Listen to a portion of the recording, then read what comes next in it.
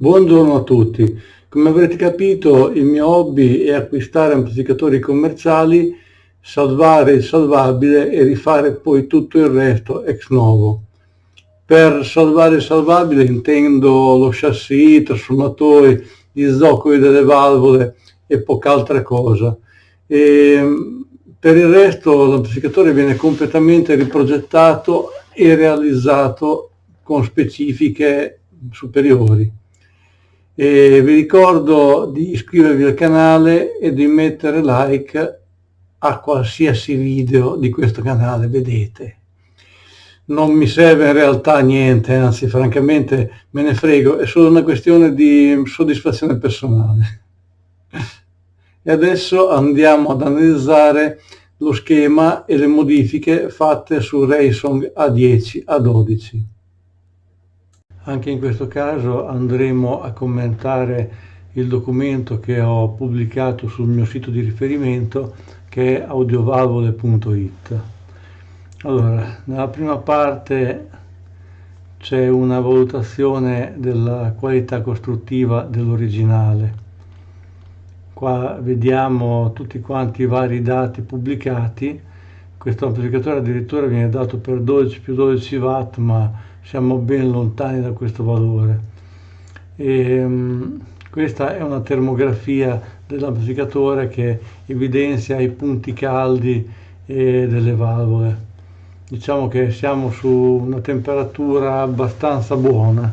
Questo è il diodo a vuoto utilizzato per rettificare la tensione anodica.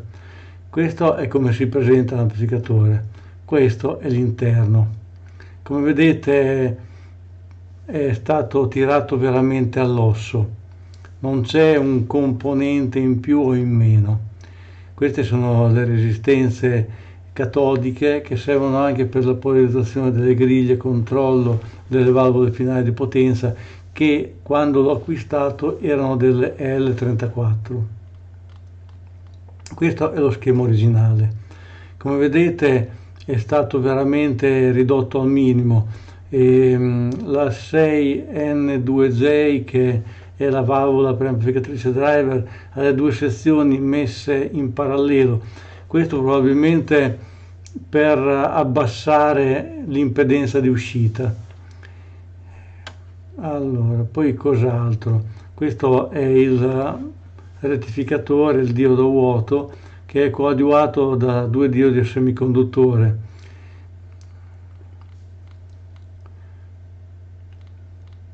Qua viene analizzato lo schema e ci sono poi vari valori riportati di distorsione. Vediamo subito che ha una potenza di 7,22 watt, la distorsione del 15% e rotti, quindi assolutamente inaccettabile. A 4 watt del 5,7, quindi è comunque molto alta come distorsione. Queste sono le prime modifiche che ho fatto. Ho aggiunto dei condensatori in parallelo alle capacità già esistenti per ridurne l'induttanza parassita serie, e ho modificato un po' di valori qua e là, ma poca roba. Già qui, come possiamo vedere, la distorsione un pochino si è ridotta, e andando avanti vediamo come lo riprogetterei io. Cioè praticamente farei due stadi di preamplificazione con tanto di controreazione per aumentare la sensibilità in ingresso. Questo è come si presenta l'amplificatore dopo le prime modifiche. Io normalmente le modifiche le faccio per step successivi, ovvero quando non sono soddisfatto vado oltre. Queste sono modifiche ancora tutto sommato basilari. Qua c'è la controreazione, come si vede, questo filo e quest'altro. Per il resto ho aggiunto solo dei condensatori in parallelo alle capacità già esistenti. Dopodiché inizio a fare modifiche un po' più invasive, per esempio sull'alimentazione. Qui ho messo altri 2 diodi a semiconduttore per realizzare alla fine un ponte di Grace che bypassa completamente il diodo termoionico, che rimane per motivi estetici. Non posso toglierlo, potrei, ma non lo faccio perché rovinerebbe comunque l'estetica, un buco vuoto fra le valvole, quindi lo lascio. Questo è il rumore di fondo misurato a questo stadio. Come vediamo non è abbastanza basso, ma non più di tanto, ed è interessante vedere la componente. Questo è rumore in alta frequenza, non udibile. Comunque è sempre opportuno toglierlo. Questo è misurato in uscita. E, per toglierlo dovremo fare modifiche molto più consistenti, perché questo è il rumore EMI e rientra sicuramente dagli stadi di ingresso e poi ce lo riportiamo fino in uscita a basso valore, certo, perché essendo in alta frequenza non viene amplificato, però ce lo troviamo comunque. Questa è l'onda in uscita alla massima potenza e questo è lo spettro. Ovviamente l'onda di misura è a 1000 Hz e questo è lo spettro che otteniamo. La distorsione è del 5,5% a 6,8 watt, ancora inaccettabile, nonostante la controreazione. Certo, è meglio di prima. Questa è la banda passante. Come vediamo è abbastanza piatta, qua siamo a 20 kHz, diciamo che dopo i 18 inizia leggermente a calare. Questo è un problema che si può facilmente risolvere. Allora, questo è un ulteriore schema dell'amplificatore con ulteriori modifiche fatte, ma qui siamo ancora in una fase intermedia. E abbiamo, togliendo il diodo termoionico, qua possiamo vedere che abbiamo una tensione in uscita, una tensione sulle valvole, sulla nodica comunque più alta. Qui bisogna stare attenti perché aumentando la tensione ovviamente bisogna andare a modificare anche il valore delle capacità e la tensione massima che sopportano soprattutto. Qua ho già modificato una delle capacità in ingresso. In questo stadio di elaborazione possiamo notare che praticamente sono state aumentate le capacità di livellamento. Questa soprattutto è stata messa a 500 volt perché vi è stato un incremento di tensione quando abbiamo messo poi il ponte di Grace. E un'altra cosa di cui bisogna tenere conto è la tensione a vuoto, ovvero quando ancora i filamenti delle valvole non sono abbastanza caldi e i catodi non producono elettroni. Quindi abbiamo inizialmente un picco di tensione molto più alto, quindi dobbiamo comunque dimensionare i condensatori per reggerlo. Questo è come si presenta a questo livello di modifica l'interno dell'amplificatore. Qua notiamo il condensatore da 500 volt, 100 microfarad che è stato aggiunto cambiando quello già esistente più piccolo.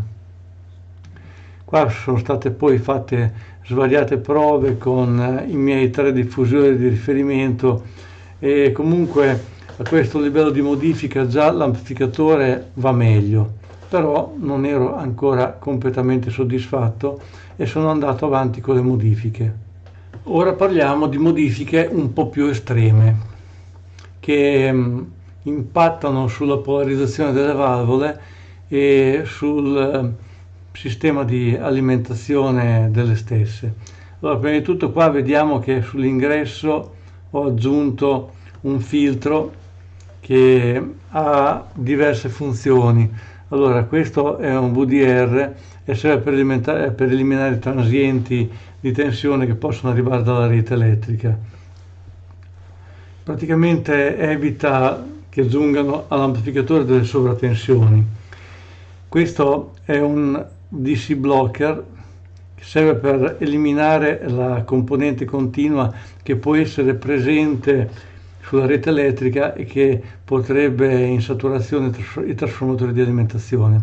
Questa è una cella che serve per eliminare tutte quante le interferenze ad alta frequenza. E qua, come si può notare, ho aggiunto un trasformatore dei raddrizzatori, una parte di livellamento. Questo praticamente è il nuovo sistema di regolazione della tensione di polarizzazione delle griglie controllo delle valvole finali di potenza. Praticamente vado ad alimentarle con un alimentatore esterno, posso in questo modo regolare finemente il bias con un trimmer multigiri e ho ridotto drasticamente la resistenza catodica delle finali, portandola a 10 ohm con la sola funzione di rilevare la tensione ai capi per sapere esattamente quant'è il bias della valvola e anche per regolarlo, ovviamente. Qua ho modificato la resistenza anodica della sezione preamplificatrice, ho praticamente ripolarizzato tutto, cercando di ottenere una tensione sulla valvola che sia esattamente la metà di quella di alimentazione per aumentare l'elongazione del segnale in uscita. In questo modo, migliorando l'alimentatore anodico, ho anche innalzato la tensione, quindi alla fine sul trasformatore adattatore di impedenza avremo un'elongazione molto più ampia, un po' più ampia, quindi un po' più di potenza. In più, cambiando questa resistenza e mettendola di valore così basso, non ho dissipazione. Quindi, oltre ad aumentare la tensione con l'alimentazione anodica, ho aumentato anche la tensione limitando quella che cade ai capi di questa resistenza. Quindi in questo caso la L34, che poi è stata sostituita con una KT88, tanto possiamo tarare il BIAS, quindi possiamo tranquillamente cambiare anche valvola senza troppi problemi, e si trova a lavorare comunque con una tensione anodica un po' più alta, cosa che non fa mai male. Qua, andando avanti, vediamo come ho scelto la tensione di polarizzazione e la resistenza di carico della sezione preamplificatrice. Ho fatto 3 esempi e praticamente sono andato a scegliere la resistenza di carico e la polarizzazione in modo che comunque non ci siano problemi di tensione, perché qua abbiamo la tensione in ingresso che comunque deve essere più bassa della tensione di polarizzazione della griglia controllo, altrimenti va in grid leak, cioè c'è praticamente una corrente di griglia che è assolutamente bene non avere. E poi ho lavorato soprattutto per ridurre, nell'ottica di mettere una KT88, l'impedenza di uscita di questo stadio, riducendo la resistenza anodica e polarizzando la valvola in modo che la corrente che la attraversa sia più ampia, sia più grande praticamente. In questo modo ho ridotto anche il rumore che induce questa valvola. Quindi adesso abbiamo un'impedenza di uscita che è abbastanza bassina per pilotare tranquillamente una KT88, ma potevo tranquillamente mettersi anche una KT120, non avrebbe fatto molta differenza. Sarebbe stato inutile perché comunque il trasformatore e adattatore di impedenza è strutturato in un modo tale per cui non puoi arrivare a potenze più alte. Diciamo che questo è il limite grosso modo di potenza di questo amplificatore. Qua vediamo un particolare del filtro EMI e questo è un particolare dell'alimentatore per le griglie controllo delle valvole finali. Qua, questo qui è il rumore di fondo e la distribuzione spettrale del rumore di fondo che abbiamo all'uscita. Come possiamo vedere, queste sono radio tipicamente nella gamma FM che rientrano e che adesso con il filtro EMI andremo a eliminare, a ridurre parecchio. Qua come si vede il rumore è abbastanza basso, comunque in alta frequenza, quindi praticamente inudibile. Questa è la controreazione. Qui abbiamo un canale controreazionato e l'altro no. Come vediamo la controreazione comunque abbassa un pochino l'amplificazione. Questa è la distribuzione spettrale del canale reazionato. Questa è la risposta all'onda quadra. Queste oscillazioni qua sono dovute alla frequenza di risonanza del trasformatore adattatore di impedenza, che praticamente risuona fra induttanza dispersa e capacità fra una spira e l'altra. Si può facilmente togliere mettendo in parallelo al trasformatore un condensatore da un centinaio di picofarad. Questa è la potenza massima che otteniamo comunque in uscita su un carico di 8 ohm con un'elongazione massima del segnale in uscita di 7,2 volt. Otteniamo 6,5 watt alla fine. La diafonia in questo amplificatore è veramente bassa. La diafonia è funzione delle capacità di livellamento. Normalmente il circuito si richiude su quelle e rientra nell'altro circuito attraverso l'alimentazione, all'altro canale ovviamente. Sto parlando dei due canali di un amplificatore stereo. Qua abbiamo la nuova banda passante che, come possiamo vedere, è praticamente lineare fino a 25 kHz. Qua l'abbiamo testata fino a 30, ma il grafico riporta fino a 25. Praticamente questa è la banda passante e questa è invece la diafonia sull'altro canale. Come vedete la diafonia è dipendente dalla frequenza. Ovviamente più si alza la frequenza, più l'induttanza serie dei condensatori di livellamento si fa sentire e in questo modo abbiamo un aumento della diafonia sulle frequenze più alte che comunque si mantiene abbastanza bassa. Questo è un altro ulteriore rilievo della banda passante dell'amplificatore, questa volta da 10 Hz fino a 50 kHz. Come vedete sui 20 kHz è praticamente perfetta, si abbassa leggermente ma veramente di poco. E diciamo che la frequenza di taglio si potrebbe attestare sui 30 kHz in questo caso. Qua andiamo a verificare lo sfasamento fra ingresso e uscita per vedere se ci possono essere dei problemi sulla controreazione. Quando lo sfasamento ingresso-uscita sulle frequenze estreme aumenta molto, la controreazione può diventare anche reazione positiva, quindi potrebbe andare in oscillazione all'amplificatore, potrebbe diventare un buon oscillatore. Qua proviamo. Ovviamente questa qui è la frequenza centrale a 400 Hz. Normalmente si misura 1 kHz, però qui ho voluto evidenziare il fatto che comunque anche a 400 Hz è perfettamente in fase l'ingresso con l'uscita. Qua andiamo a 20 Hz, a 20 Hz vediamo che vi è un leggero sfasamento e così anche a 20 kHz, ma comunque siamo su valori molto molto contenuti. Qua abbiamo una visione d'insieme di come si presenta l'amplificatore alla fine delle modifiche.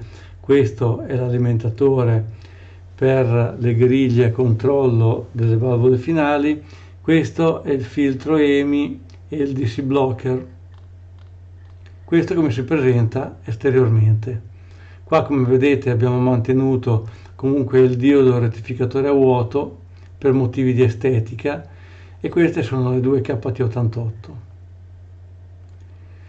Nelle valutazioni finali ho provato l'amplificatore rispetto a com'era inizialmente e anche in confronto ad amplificatori molto molto più costosi. e si comporta molto bene, funziona veramente bene. Questo è uno degli amplificatori che secondo me vale di più la pena comprare per modificarlo e arrivare a questo stadio, insomma. Adesso niente, abbiamo finito, vi saluto, al prossimo video.